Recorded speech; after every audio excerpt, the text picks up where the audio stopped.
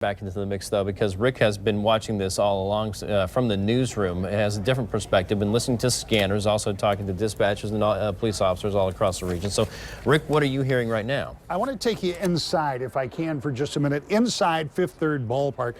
David Cook is with Staffing Inc. David, you're on the phone with us. First of all, tell me what Staffing Inc. is and what it does as it pertains to Fifth Third Ballpark.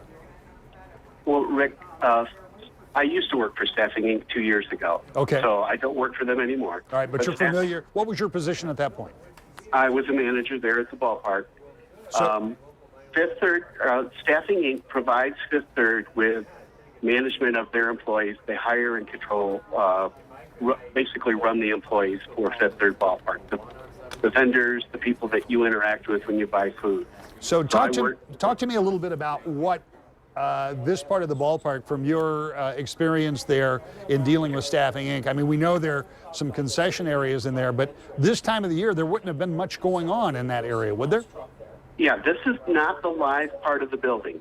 The facility was designed so that the other wing houses the offices and the clubhouses, and most of the business portion of Fifth Third Ballpark is contained in the other wing.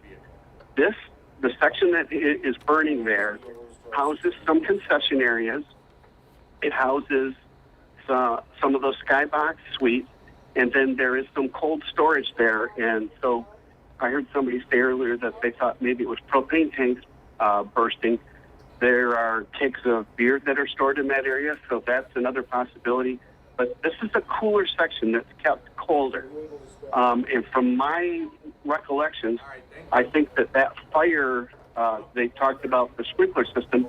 I think that this is a dry system because that section of the building is kept colder. So it doesn't have water in the pipes unless it's needed, until it's needed. That's something that Joe LaFurgey was talking about earlier, not speaking as a matter of fact, but speaking as how it is done in some places. And so now you're kind of backfilling on that you believe that system may not have been fully charged, which is something Joe said would not be unusual in a part of a building that wasn't being used. And just go ahead and expand on what we've been talking about. We can anticipate that that part of that facility was near or totally empty at the time that this fire broke out.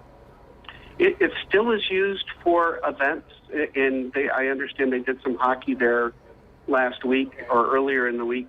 So there are still facilities in there that are used, but those thermostats are turned way down compared to what the rest of the building is.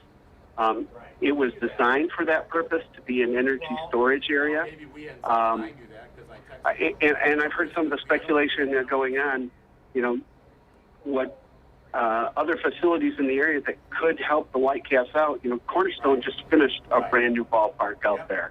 That is a good point, because Cornerstone did just build that. It's really a marvelous facility, very professional looking like there. And so your mind is leaping ahead that if the restoration of this damage couldn't be done by opening day, perhaps Cornerstone could help them backfill with some early games. That's an interesting perspective, David.